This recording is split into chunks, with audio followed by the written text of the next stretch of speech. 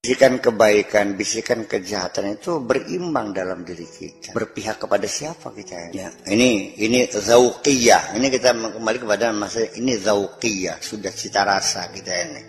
Jadi sudah bukan aqlaniyah lagi, sudah nggak pakai akal, sudah pakai perasaan. Jadi kebenaran itu akhirnya lebih real kita evaluasi dengan rasa kita daripada dengan rasio kita kok. Sebab kalau kepentingan dengan rasio lebih hebat ya. Tapi kalau kebenaran adalah dengan rasa kita itu. Nah, jadi ujung-ujungnya kalau kita ingin belajar benar, yaitu jangan tergantung terikat dengan hukum kausalita. Karena hukum kausalita itu yang berperan adalah logika kita kan. Kenapa setiap nggak sama?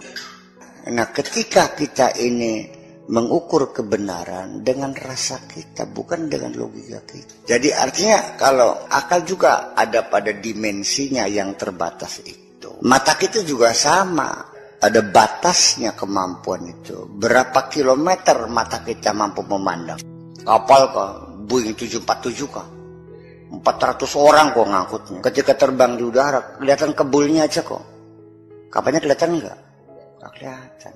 Pada ketinggian sekian puluh ribu kaki ya sudah enggak kelihatan. Kenapa? Kemampuan mata kita melihat terbatas. Kemampuan otak kita berpikir juga terbatas. Bagaimana kita mengukur sesuatu yang mutlak dengan ukuran yang terbatas? Ya nggak mungkin. Ketika matamu sering tertipu, sering salah lihat enggak kamu? Ya kenapa masih ngotot mempercayai matamu? Kalau Anda sudah pernah ditipu oleh seseorang, sudah 3 kali tertipu, masih Anda percaya juga? Nah kenapa Anda masih mempercayai mata Anda? Padahal Anda sudah berkali-kali tertipu dengan pandangan mata Anda.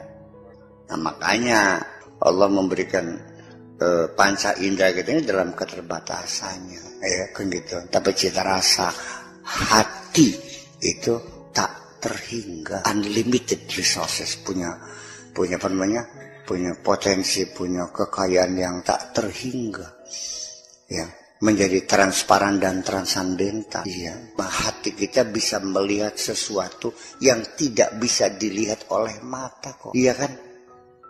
Hati kita bisa memahami sesuatu yang tidak bisa dipahami oleh otak kita. Walahum qulubun la yafqahuna biha. Hati mah punya, tapi tidak bisa dipakai untuk memahami. Punya hati mah, tapi tidak bisa dipakai untuk memahami.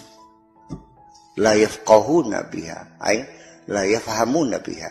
Karena al-fiqhu bermakna al-fahmu, memahami. Enggak paham.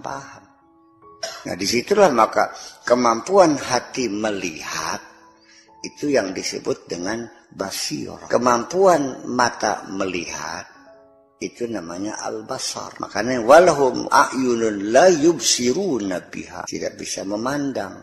Walahum adhanun la yasma'una biha, kuping mah juga tapi budak bisa ngerungu.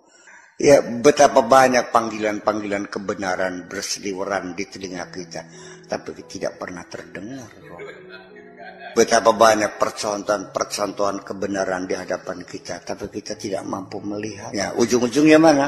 Ya itulah potensi internal, potensi dalam diri kita diperlu di sini digali kembali, disucikan kembali, dibersihkan. Iya, semakin banyak debu berterbangan, semakin cepat kaca itu menjadi kotor. Berapa kali kita membersihkan hati? Minimal standar syariat 5 kali. Dari mulai bangun tidur sampai akan tidur. Di tengah-tengah kita sibuk kerja juga kita menghadap lagi, pulang kerja menghadap lagi, matahari tenggelam menghadap lagi, akan tidur menghadap lagi. Itu dalam artian mensucikan jiwa kita itu. Aqimus sholata li dzikri, untuk mensucikan diri kita.